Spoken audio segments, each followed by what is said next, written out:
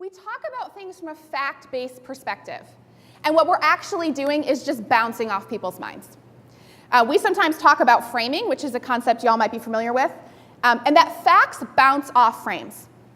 If the fact you're giving me doesn't fit with my worldview, I don't reject my worldview, I reject your fact, right? So we have to find a way to get into people. How do we find those entry points?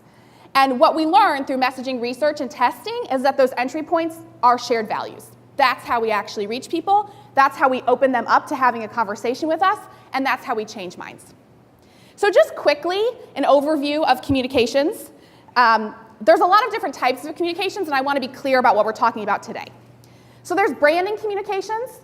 This is what each of you do at your organization or at the schools that you work or for the foundations that you work for, the soul of your organization. Who are we as an organization? That's your brand. There's campaign communications. So campaign communications can be a lot of different things. I think of this as anything that has a specific goal in mind and is time limited in some way.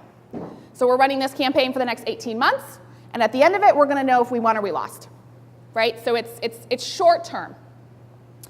There's crisis communications. Hopefully you never need to use a crisis communications plan, but it does happen. Think of organizations like Planned Parenthood, who has a very sophisticated crisis communications plan and continues to weather a lot of the attacks against them, versus an organization like Acorn. Does anyone remember Acorn? They did not have a crisis communications plan, and they are no longer in business. What we're really going to focus on today is this long-term movement of hearts and minds that Jody talked about. And if we figure that out, and we get that right, and we get that really rooted in our vision and our values, it makes the rest of this a lot easier.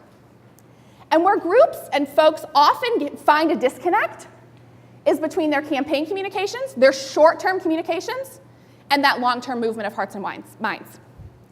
Because it can be really tempting to sacrifice your narrative for the sake of a short-term win. And groups do this all the time. And when we're not really, really clear about what is the long-term change we're trying to drive, we make a lot of mistakes in that campaign communications that sets us up for failure in the future.